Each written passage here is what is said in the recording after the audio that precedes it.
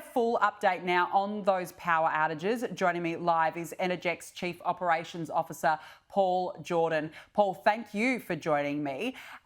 Set the picture for us. Where are the worst impacted areas and how many outages are we talking? Yes, Danica, absolutely. So look, at the moment, we've got around 293,000 customers off supply.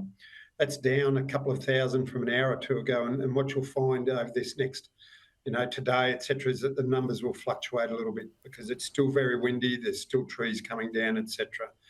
The worst hit around the Gold Coast area with probably 130 odd thousand, and Brisbane south and suburbs out to the coast with around about 120,000.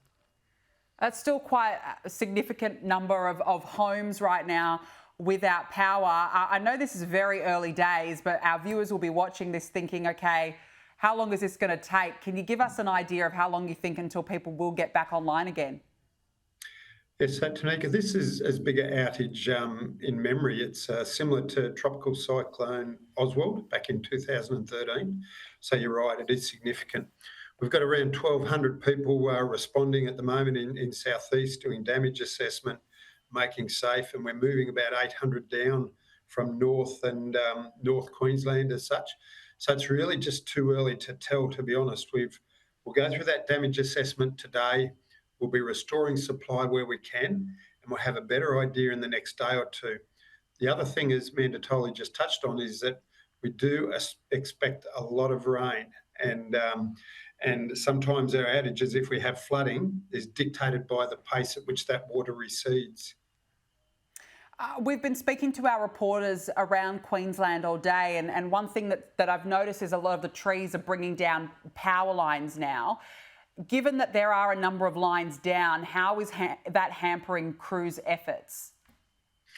It's part of a cyclone, a storm like this. It's what we deal with, and that's the first thing we do when we get our crews out. The first thing we do is make safe. So we identify where those wires are down, and we make sure that they're de-energised or disconnected. And Tanika, it's a really important point that you raise because we'll have members of the community now out in their yards or in the roads, etc. And any wire they see down, they have to treat as alive.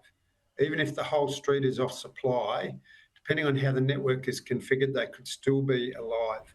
So it's just incredibly important that they stay clear and keep others clear and report them to us on 131962 or 000 if it's light threatening, because that helps us target where to go to make safe and helps it with our restoration efforts. Yeah, that's a really, really good point. Best to stay away and leave it to the experts. We are going to be seeing some flooding as more rain barrels down on Queensland. With the flooding, how is that going to affect, again, crews' efforts here? Where does that leave the underground network as well? Yeah, so we have really good intelligence with regards to the flood levels and also with regards to the impacts on our assets.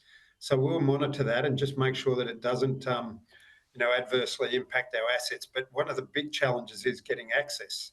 So where roads are cut, and bridges are flooded, etc., we just can't get in there.